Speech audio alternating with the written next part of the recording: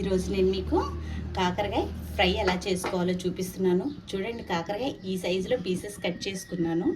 ఇక్కడ కనీసం నేను పైన లేయర్ కూడా తీయలేదు. చూడండి, ఉన్న గనుపులు యాజ్ ఇట్ ఈస్గా అలానే ఉన్నాయి. ఏ ముక్క అయినా చూడండి మీకు కనిపిస్తూనే ఉంటాయి. ఇలా ఏమీ తీయకుండానే ఉప్పు కలిపి పిండకుండానే చేదు లేకుండా ఈ కర్రీ ఎలా చేసుకోవాలో నేను మీకు చూపిస్తాను. ఇదిగోండి, బాండీ పెట్టాను. ఆ బాండీలో ఆయిల్ వేశాను.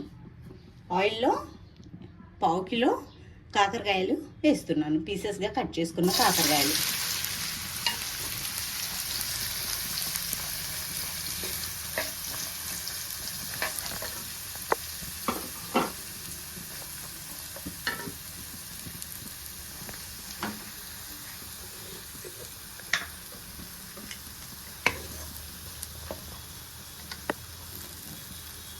చిటికెడు పసుపు,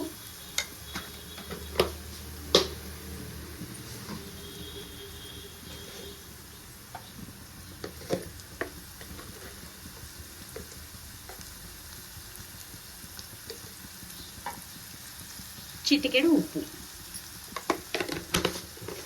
కర్రీకి సరిపడా ఉప్పు నేను కారంలో వేసానండి. ఆ కారంలో మనకి సరిపోను వేసాను కాబట్టి ఇప్పుడు జస్ట్ ఇది ఫ్రై అవ్వడానికి కావాల్సినంత వరకు మాత్రమే నేను తీసుకున్నాను. చూడండి, ఇంకా నేనంటూ ఇందులో వేరే ఇంగ్రీడియంట్స్ అంటూ యాడ్ చెయ్యలేదు.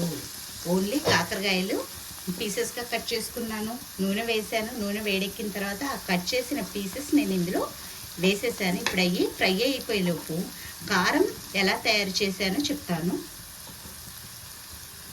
చూడండి, కారం ఇదిగోండి, చాలా డ్రైగా కనిపిస్తుంది కదా. ఈ కారంలో నేను 2 స్పూన్స్ కారపొడి వేశాను. అలాగే 1 స్పూన్ సాల్ట్ వేశాను. జీలకర్ర 1 స్పూన్ వేశాను. 1 స్పూన్ కొబ్బరి పొడి వేశాను. అలాగే కొద్దిగా ధనియాలు వేశానండి. వీటన్నిటిని కలిపి మిక్సీ తిప్పేసాను. ఇదిగోండి, కారం తయారు చేసి పెట్టుకున్నాను. అలాగే పోపు దినుసులు కూడా రెడీగానే ఉన్నాయి. ముందుగానే వేసానంటే కాకరకాయలు వేగేలోపు వీటిని వేసేస్తే మాడిపోతాయని చెప్పి కాకరకాయలు వేగిన తర్వాత నేను ఈ పోపు దినుసుల్ని యాడ్ చేస్తాను.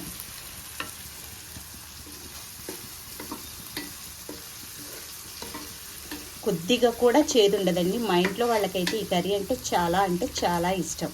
కర్రీ లాగానే ఉంటుంది, కాకపోతే దీనికి వచ్చేసి కొంచెం ఆనియన్స్ ఎక్కువ పడతాయండి. చూడండి, 1 కప్పు ఆనియన్ పీసెస్ కట్ చేసి పెట్టుకున్నాను. ఈ ఆనియన్స్తోనే ఆ టేస్ట్ మొత్తం వస్తుంది. చేదు కూడా విరిగిపోతుంది.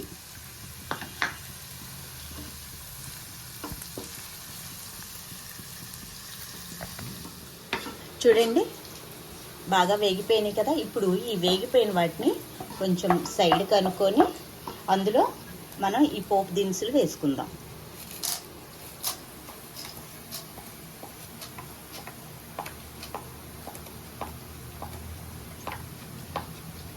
ఇవి కూడా ఎర్రగా వేగాలి.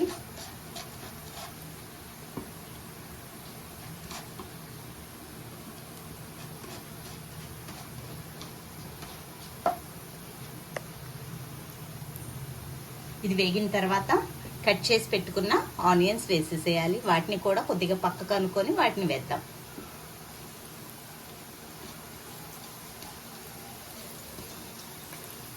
ప్రెజెంట్ ఉన్న టైంలో ఉన్న టెన్షన్స్కి బీపీలు షుగర్లు అందరికీ ఎక్కువగా ఉంటున్నాయి. ఆ షుగర్ అనేది నార్మల్ అయిపోతుంది. అసలు ఎంత నార్మల్ అవుతుందంటే అందరికీ ఎక్కువైపోతుంది. అలాంటి వాళ్ళు ఏంటంటే కాకరకాయ అనేది మస్ట్ అండ్ షుడ్. మరి కాకరకాయ తినాలి అంటే చేదు చేదు చేదు అనుకుంటారు. ఆ చేదు అనేది అసలు లేకుండా అట్లా అని చెప్పి అందులో ఉన్నది ఏది కూడా పిండకుండా ఇప్పుడు మనం ఈ కాకరకాయని ఏం చేస్తాము, పిండేస్తాము లేదా కొద్దిగా ఉడికిస్తాము. ఉడికించేసి చేస్తూ ఉంటాం. అలా చేయటం వల్ల వాళ్ళకి కావలసిన చేదు అనేది లోపలికి వెళ్ళదు. కాబట్టి నేనేం చేశాను, అలా కాకుండా నేను ఎటువంటిది పిండను లేదు, అలా అని చెప్పి ఏమీ కలపను కూడా కలపట్లేదు.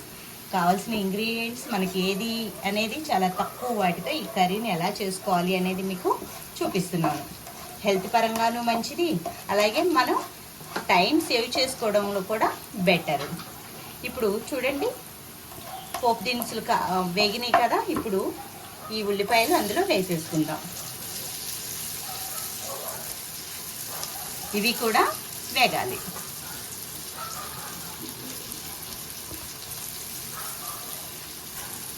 ఇది కొద్దిగా వేగిన తర్వాత అన్నిట్లోకి కలిపేసేద్దాము.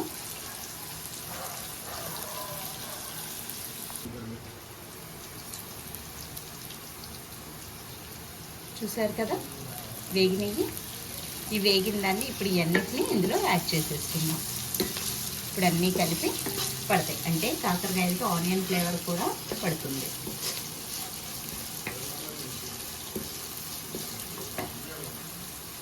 ఇప్పుడు ఇందులో కొద్దిగా కొత్తిమీర,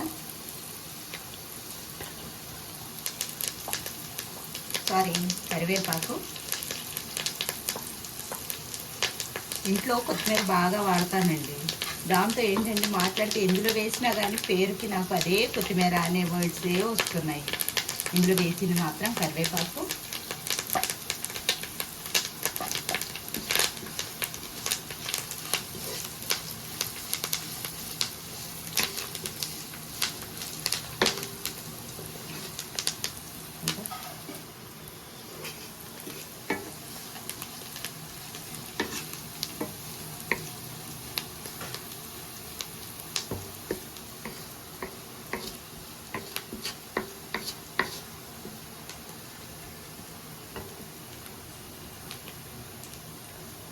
సిమ్లో పెట్టాను.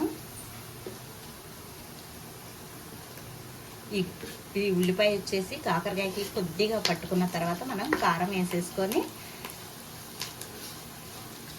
కలుపుకోవాలి.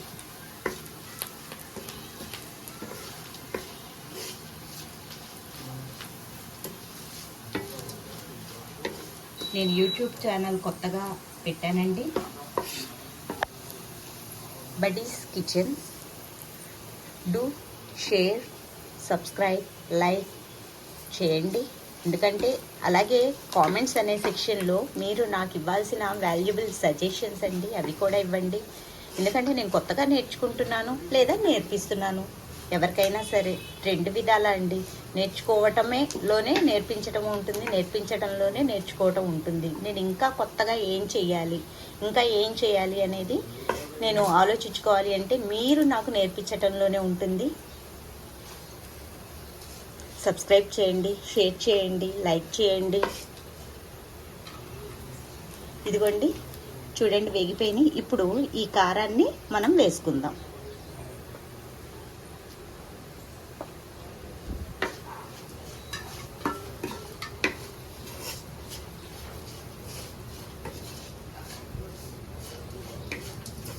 ఈ కారం వచ్చేసి మనం కలుపుకుంటే నిజంగా జలుబు చేసిన, దగ్గొచ్చిన, ఎందుకంటే ఇప్పుడు సీజన్ వచ్చేసి మనకి సరిగ్గా లేదండి. సీజన్లో మనం ఏం తినాలి అనిపించినా కానీ నోటికి అంత రుచించదు. కాబట్టి ఈ వెల్లుల్లిపాయ కారం అందులో వేసుకొని తింటే ఎంత టేస్టీగా ఉంటుంది అనేది మీరే ఆలోచించుకోండి. చూడండి ఎలా కనిపిస్తుంది.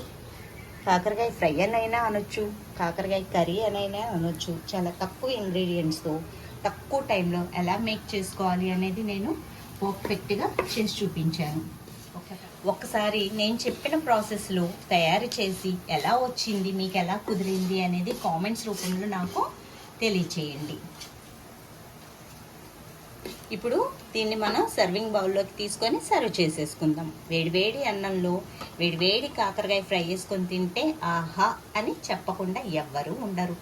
చూస్తున్నారు కదా ఎంత చక్కగా కలర్ఫుల్గా, ఎటువంటి ఏమీ యూజ్ చేయకుండా అతి తక్కువ ఐటమ్స్తో కాకరకాయ ఫ్రై రెడీ.